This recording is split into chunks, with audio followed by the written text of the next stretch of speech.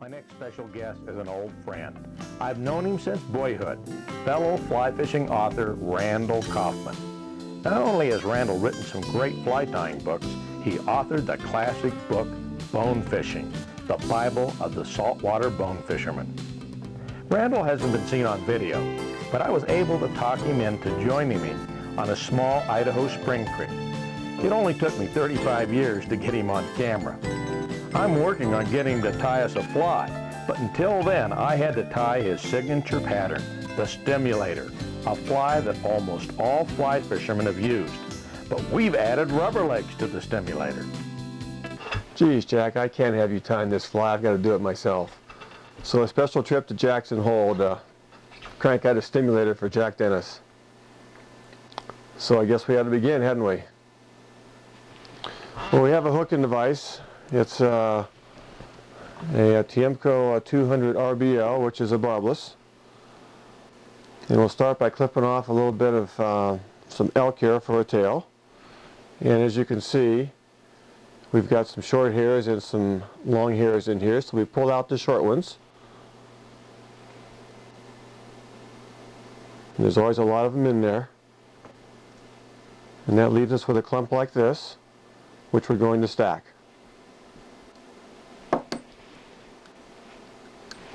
So it goes in the stacker. Tap it on down so the tips are all the same length. And that's going to be our tail.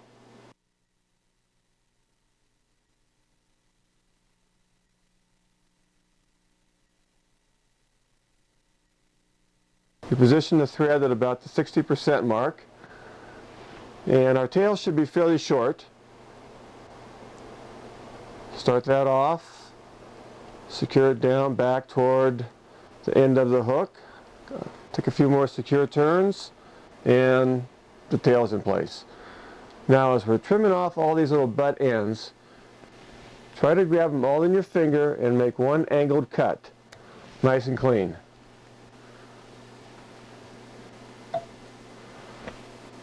Alright, now we are ready for a rib, which will secure our hackle in place.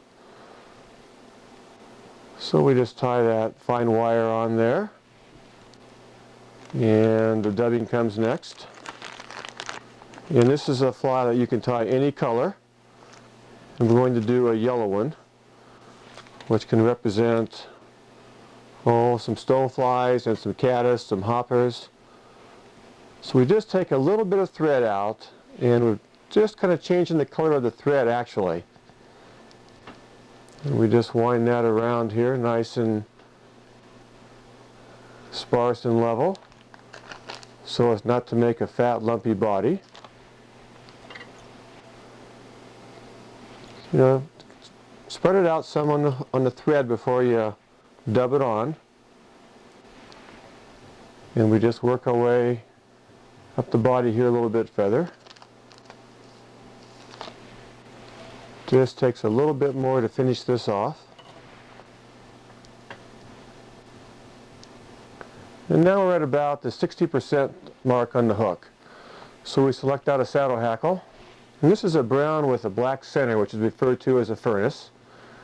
And I like to have a little bit of black in the center there. It kind of breaks up the pattern of the color. And so strip off a few fibers there on the edge. And tie it in so that the shiny side is facing away from you. So start spiraling that hackle toward the rear of the hook. Take a couple turns here in the front, and then over the top and hold it. Very efficient. Over and hold it. Come over and hold it. Over and hold it. Now to secure it in place, we're going to use this fine wire rib.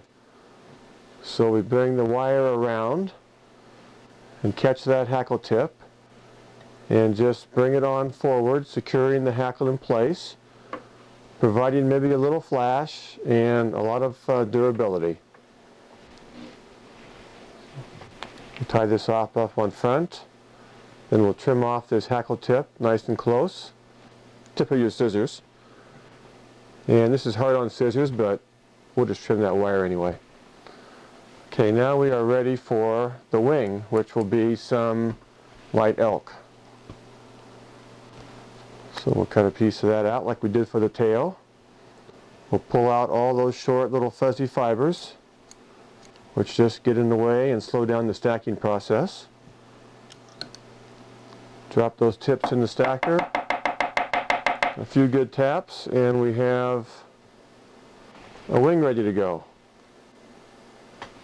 We'll pull out a few of those short ones the other direction now. And this will be our wing. And it should extend about to the bend of the hook.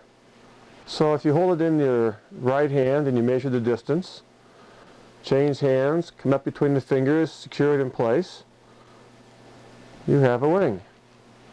Now all these little fibers here on the ends of the hair can be rather unruly. But if you can sweep them all between your fingers and make one clean cut, kind of at an angle, see if we can get them all here, some are kind of short, well, I will be set. I missed a couple of them. So we'll just fix them up there. And just build up a good little thread base here where we're going to tie in our thorax and our rubber legs. Now, you know, if you're fishing in the Rocky Mountains, you need to have rubber legs. At least that's what all of the locals tell you. So we'll just trim off a couple pieces of rubber here. And we'll tie one section in away from you, kind of on the far side of the hook, about like so. And one on the other side, like so. We'll have a little palmered hackle through the thorax, so we have some grizzly here. And again, we'll just strip off some of the fibers on the end. And we'll tie it in with the shiny side away from us. Okay, so now we are ready to install the thorax, and this will be a fluorescent, kind of a fire red thorax. And you can use whatever you feel like on this, but it helps if you have something fine that dubs on real thin and easy. You can see how fast this rolls onto the thread. If you just roll your fingers the same direction and put lots of pressure in there, you'll have no trouble with your dubbing, as long as you don't put on too much. So now we're going to finish off this thorax. Stroke those rubber legs out of the way. And leave some space for the head. You don't want to crowd the eye of the hook too much. Okay, now we're ready to wrap the Grizzly hackle. So we just take a turn behind those, in front of the rubber, and we just palmer this on through the fly. Sometimes that rubber gets in the way, so just pull it out. So again, we can just wrap over the top and hold it, come over and hold it. Now as we tie it off, just bring the thread behind there, take a couple secure turns.